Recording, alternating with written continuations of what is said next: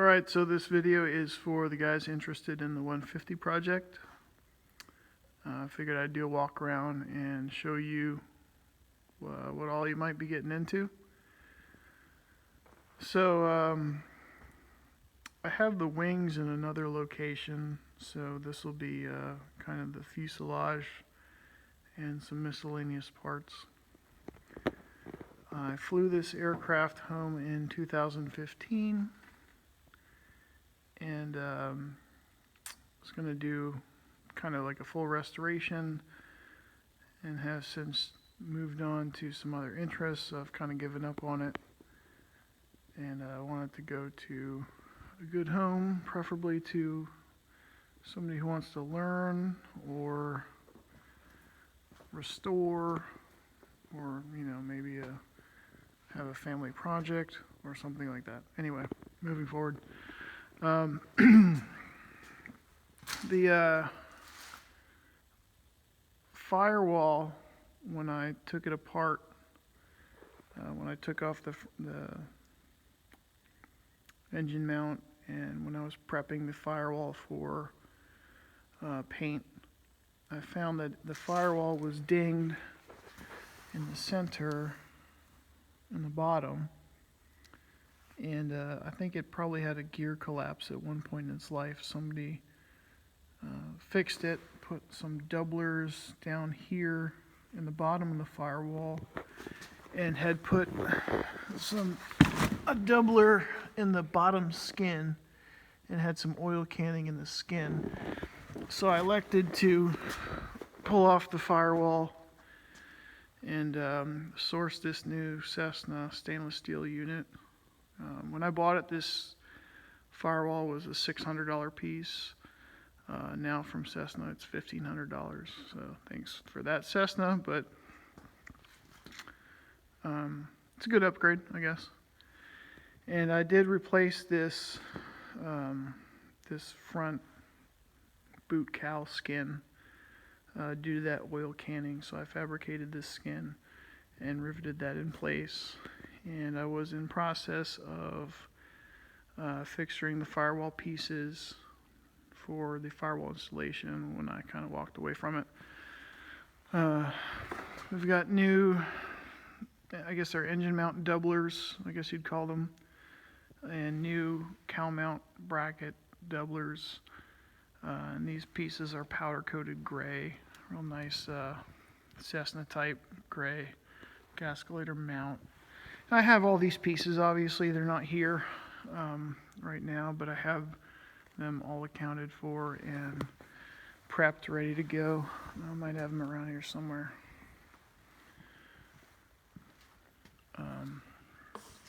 Anyway, I don't have anything firewall forward like the engine parts, but I do have the engine mount. I have the nose gear, nose wheel, steering linkage. I got new Kevlar steering boots down here installed, ready to rock. I have all the things that would go to the firewall, like the wiring, the voltage regulators, battery box. I have McFarland gascolator that's came with the plane that I still have. So all the parts that would mount to the firewall itself, I do have.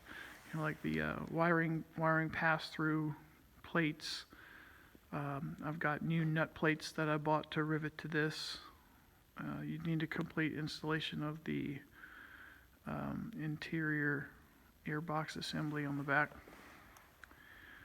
When I did take off the firewall, and I know I told this to a couple of guys, and those of you that are familiar with 150s will have seen this, I'm sure, at some point, where this angle bracket that goes around the perimeter did have some traces of corrosion around it.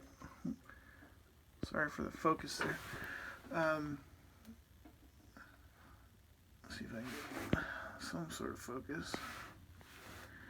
That bracket had some corrosion around it due to, the moisture that develops up in here. and the blanket that covers the back of the firewall. So I completely removed that angle bracket all the way around, prepped it, sanded off any corrosion, alodined it, epoxy primed these pieces, and put that back in. It's riveted to the perimeter of the fuselage, but not the front part of the, not the firewall part, as you see. So you can actually take the firewall out. It's just Clecoat in place. And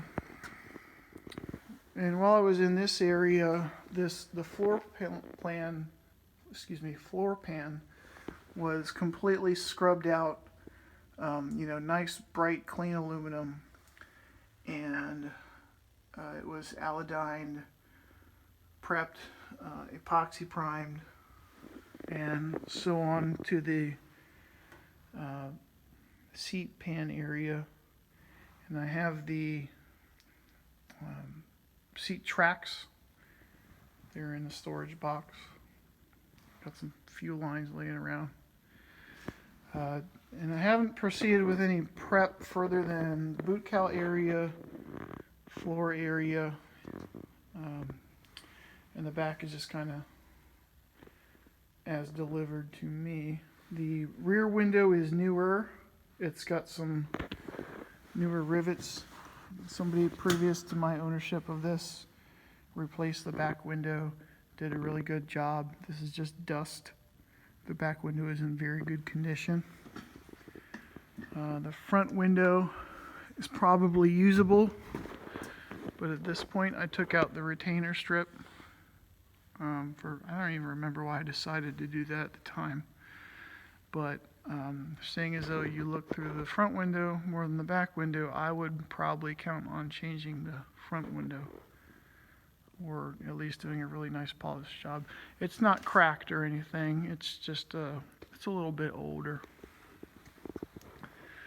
As far as corrosion, I know everyone's biggest concern is like corrosion, and I've told this to a couple of people. As far as corrosion goes on this airplane, the worst you're going to see is what I call like a frost. And basically this is what I'm talking about right here, which is not going to be a strange surprise to anyone who's looked at unprimed Cessna airplanes from the 60s or 70s.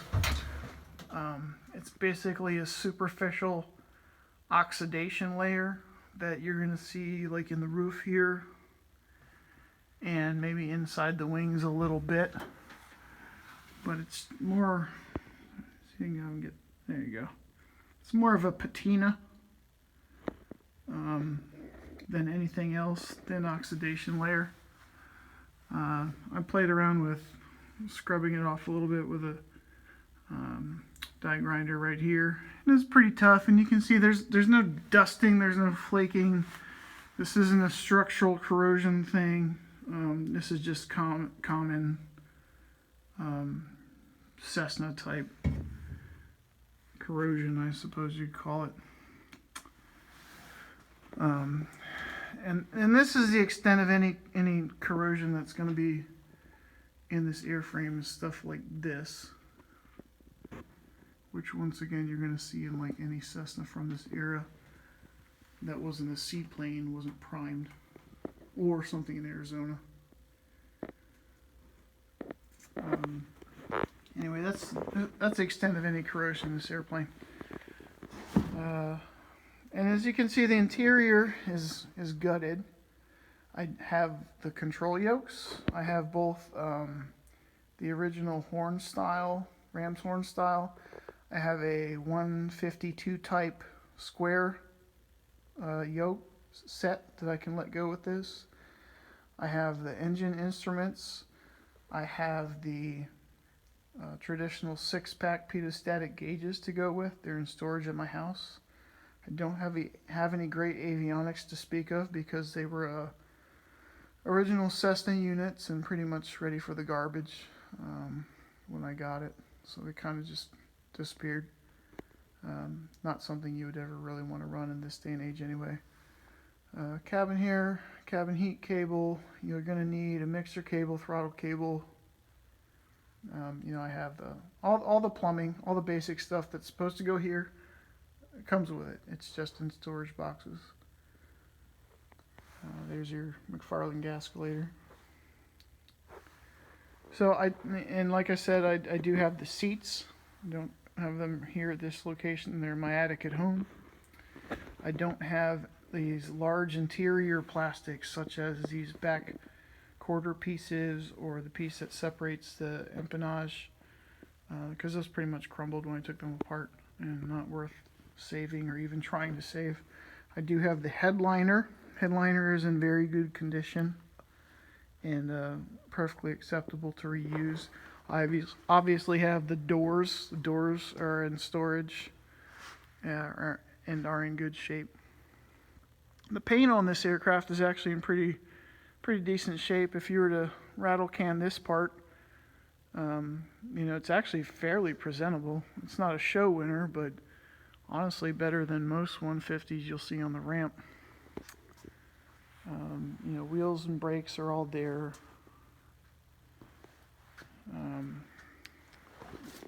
No damage on the empennage or tail cone area. It's actually in really good condition. No dings, no denting back here.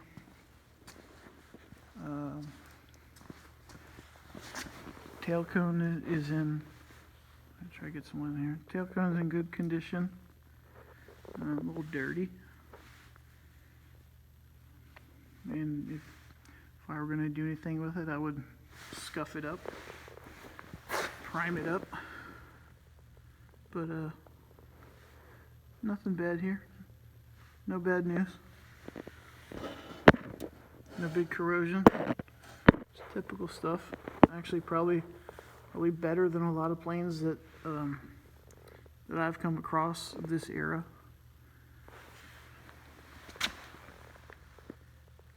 Actually has less of that frosting corrosion than you see inside the roof area. It's actually a pretty presentable plane when I flew it home. Probably should have kept it together, but hindsight's 20/20.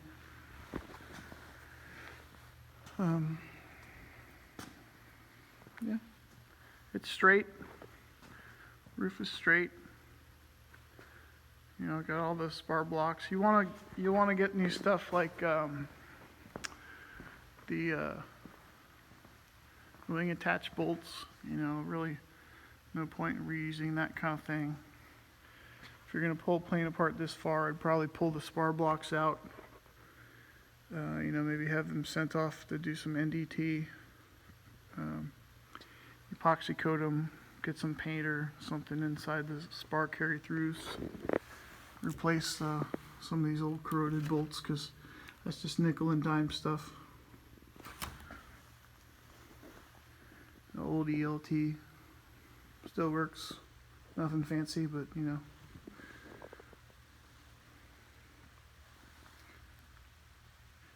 And like I said, this kind of anything that's as far as the wings goes, which I can get you in another video. Similar to this, I guess, at the worst, but zero corrosion concerns in this airplane. No structural issues, none. Just needs some love to put together again. And just a front cowling fiberglass piece. It's actually going to do a 150 horse conversion. And at one point I had mounted an O320 to this, and I was mocking up the Del Air nose bowl, but I decided against following through with that and sold off the STC. So I just had this hanging around. I have a lot of pieces in a couple of different hangars, elevators. We've got over here rudder, vertical stabilizer, got the wing struts over here, That's not the that's not the horizontal for this plane. That's a scrap unit. The horizontal with the other hanger. I've got a lot of pieces in my attic and in storage. Rudder pedals, yokes. Let me get that focus. And these things were just taken apart to get better access to the firewall and floor pan area. So it'd probably be smart to put these back before you riveted the firewall in. All the wiring, control yokes, pitot lines, fuel lines, got some gauges in there, brake lines, primer lines, got the ever important and expensive fuel valve, got some vacuum lines, miscellaneous things. Over here got the firewall padding, boxes with miscellaneous, there's like the firewall components, seat tracks. I saved what I could for some of the interior pieces. You got a lot of interior hardware pieces like clips for the sun visors and a lot of miscellaneous hardware you'd need. But as far as the interior goes, you're gonna have to source a lot of stuff. Feeling steps, pulleys in the center stalk area.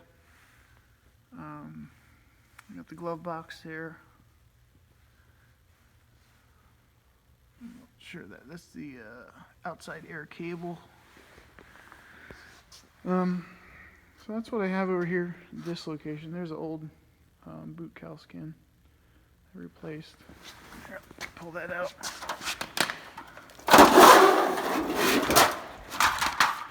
Over here you can see hard to make out, but there's a lot of this was the bottom of the bottom sensor of the firewall area. You can see it has a oil canning, and it's got a rudimentary doubler somebody put in there eons ago. That's why I changed this skin out. That actually turned out really well. I'm really happy with the installation of the new piece. Anyway, I wish I had more to put on this video. Like I said, I have the wings at another location, my hangar in Frederick. And I can get those on another video if you're really interested. But the wings are in really nice condition, airworthy, ready to fly. You could bolt them right on. They don't need any work. So this would be a good project for somebody who has a little bit more time than I do. And you end up with a really nice product when you're done. If you're willing to spend the time and make the investment. I've since moved on to some other stuff, so this has been sitting around kind of dormant for a couple of years, and I need the space. I got too many airplanes to deal with, so just trying to get it out of here. If you have any questions, just drop me a line. And if I can get you any better info, just let me know. I do have all the logs, airframe logs. The airframe's got about 6,000 hours on it. And this is a 75M Mike model. It's currently registered. I have the airworthiness certificate, current registration, all that stuff, so there's no funny title issues. You won't have any issues registering this thing when the time comes. So anyway, that's it for now. Have a good one.